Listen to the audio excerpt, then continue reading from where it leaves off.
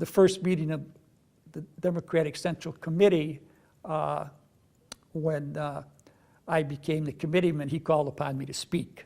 And I went up there and gave a enthusiastic speak about becoming the best committeeman in Cook County Democratic Organization, and that I intended to surpass the 11th Ward as the biggest Democratic producer in the city of Chicago and the county of Cook. And he enjoyed that tremendously. He sat there, he was laughing and laughing at that. And then when I finished, he got up there, he says, "Now that's the kind of people we need in our organization. Young blood, aggressive blood, people who wants to beat all of us out."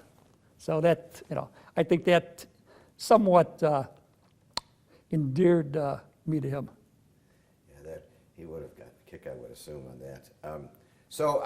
Because sometimes, like the Congress Expressway, those plans were in the works for decades, and I thought maybe there was a long time plan on that. I don't know, because he wanted to build a crosstown expressway, and that was still being worked upon when he passed away.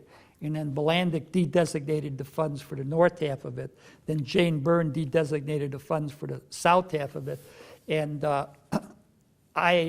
I was very, very interested in getting the rapid transit for the southwest side of Chicago, because it was the only area of Chicago that did not have a rapid transit line.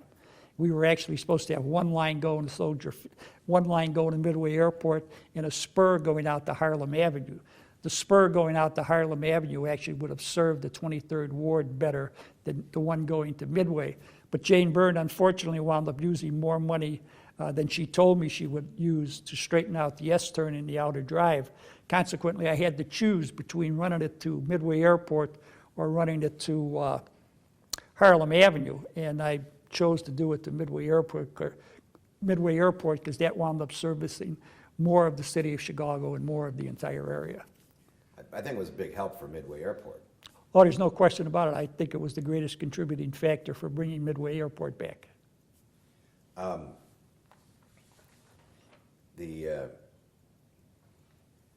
In the pure politics, when you were in the Congress after the mayor died, I assume that there was still people who talked and asked about him a lot. Oh, yes, very definitely, sure. I mean, I'm sure most people went to Dan Rostenkowski and talked to Dan about the mayor, because the mayor and Dan were much, much closer than the mayor and I were. But no, people would come to me and they would want to know about the Democratic organization of Cook County. Certainly when I arrived there, it was the most famous Democratic organization in the entire country, and many people came to me wanting to know how to produce votes, and we would sit on the House floor and I would tell them about people going out and cutting trees and delivering garbage cans and taking care of a lot of things. Did your ward have that the file, the precinct captain file, where people helped, there would be little notations made?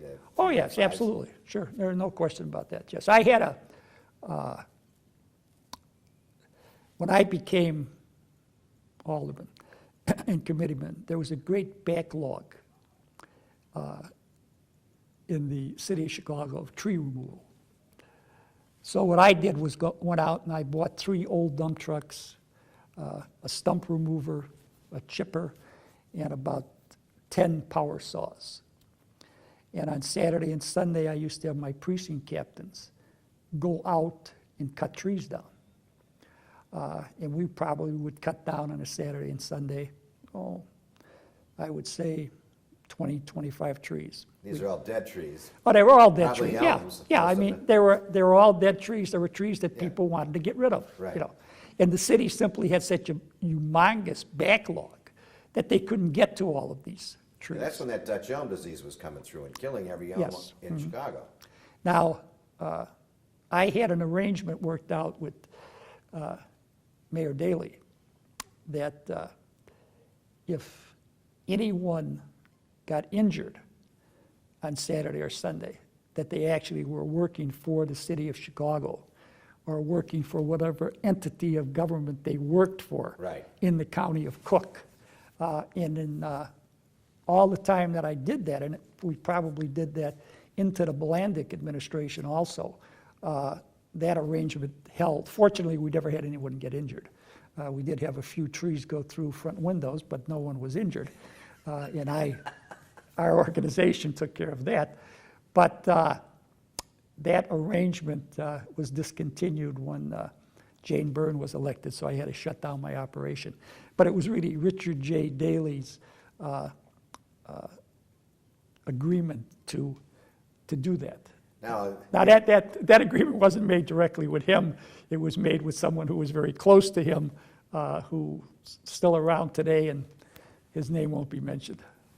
but his first name might be Tom. Could be. So what, I mean, see, that's what's intriguing about this is that there's a back channel network for getting things done. I'd like to have you explain that in detail, if you would, like how it was your idea and how you came to do what you did, and just. Well, I thought I really went, when I was a precinct captain in the 23rd Ward, people complained about not having trees removed. Sure. When I started running for alderman, people complained about having trees removed. So I came up with that idea that I mentioned to you, the trucks, the stumper, the chipper, the power saws, getting people to do it on Saturday and Sunday. I didn't announce that I was going to do it during the course of the campaign because I had no idea how I could handle the insurance, because the insurance was really going to be very, very difficult to do. I could get the manpower, I could buy all the equipment I needed, but the insurance was... So after I became alderman, and after I was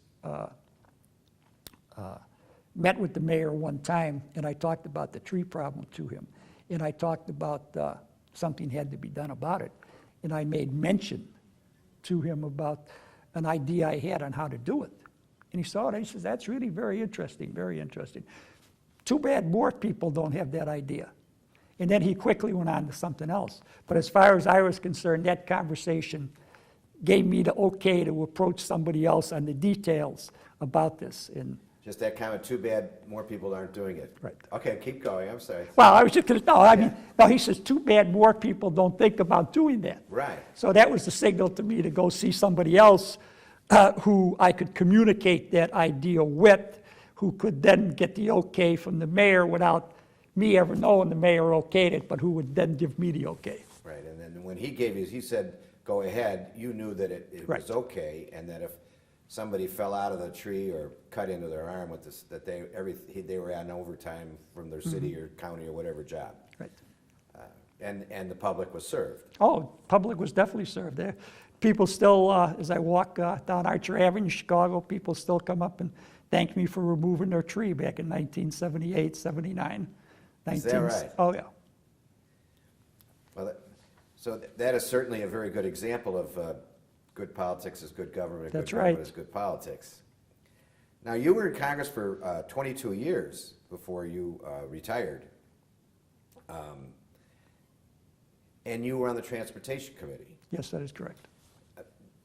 I'd like to hear about why you chose the Transportation Committee and how you were so effective in bringing, I was just trying to add it up, it's about $1 billion in federal money to this town for improvements.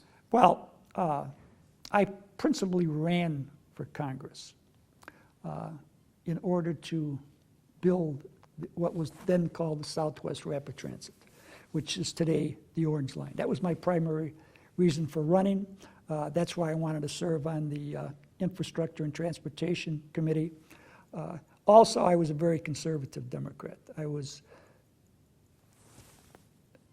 There were probably 6 or 7 years in Washington that I was actually, they ran a record on, the left wing, the right wing, and I was the congressman that was exactly in the middle of the House of Representatives. Is that right? And I was always considered a conservative Democrat. And I knew I was conservative. I knew who I represented. I knew how I had to represent them. And I felt that being on infrastructure and transportation was a place where you didn't really have to worry about if you were a liberal or a Democrat. There's no liberal or Democrat, no liberal, Republican, conservative. We want to build things. We want to get things done. We want to get things moving. So that's why I went on that committee. That's why I stayed on that committee. Some of my greatest success came when Denny Hastert was the Speaker of the the House. Yes. He and I cooperated on a number of things that were extremely beneficial to Illinois and to Cook County and to Chicago.